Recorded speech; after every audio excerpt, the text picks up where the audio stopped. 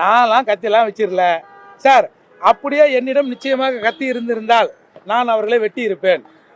இது என்ன? இது ஒருத்தனுக்கு உயிருக்கு ஆபத்து ஏற்படுகிற போது தன் உயிரை தற்காத்துக் கொள்வதற்கு அவன் எதிர்த்தாக்குதல் செய்யலாம்னு அம்பேத்கர் சட்டம் சொல்லுது. நான் கையில் நான் மல்லிப்பூவை கட்டுன்னு இருக்கிறேன், நான் பெட்டையா? அதால முதல்ல அந்த கூலிப்படை கலாச்சாரத்தை முதல்ல ஒழிங்க.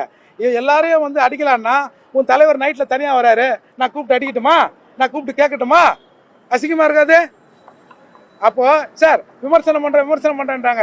இன்னைக்கு வரைக்கும் சொல்றேன், ஒரு கவிதா என்ற பெண் எல்லா காவல் நிலையங்களிலும் எல்லா மாவட்டங்களையும் என்னை திருமாவளவன் கெடுத்துறாரு, என்னை நம்பி கல்யாணம் பண்ணிக்கிறேன்னு சொல்லிட்டு எனக்கு அதை கொடுத்தாரு இதை கொடுத்தாரு, என் சொத்துக்களை எல்லாம் அபகரித்து விட்டார் அப்படின்லாம் இந்த பொண்ணு சொல்லிச்சு. இன்னைய வரை இந்த மூர்த்தி இந்த இப்ப பேசுறேன்னு இதற்கு முன்னாடி ஏதாவது ஒரு சந்தர்ப்பத்தில் அதை பத்தி நான் பேசியிருப்பேனா? அப்போ திருமாவளவன் என்கிற ஒரு தனி நபர் செய்கிற செயல்கள் எனக்கு பிரச்சனை இல்லை.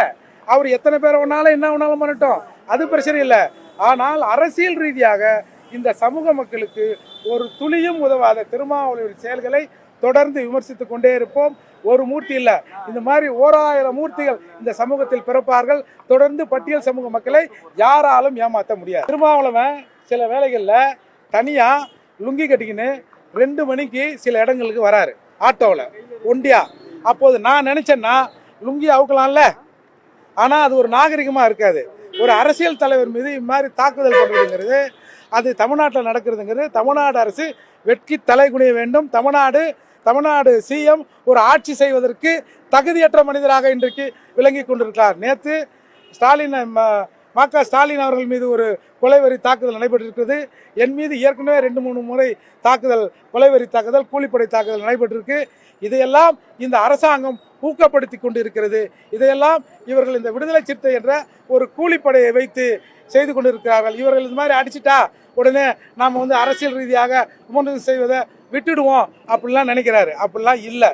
இதற்கு மேல் திருமாவளவனின் ஒவ்வொரு அசைவும் இந்த சமூகத்துக்கு எதிராக திருமாவளவன் செய்கிற ஒவ்வொரு நடவடிக்கையும் இந்த மூர்த்தி விமர்சனம் செய்து கொண்டே இருப்பேன். நீ எத்தனை பேரை கொல்லுவ? என்னைய கொண்டுட்டா இன்னொருத்த வரமாட்டானா?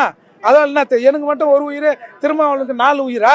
அதால் திருமாவளவன் திருந்தி கொள்ள வேண்டும், தமிழக அரசு திருந்த வேண்டும்.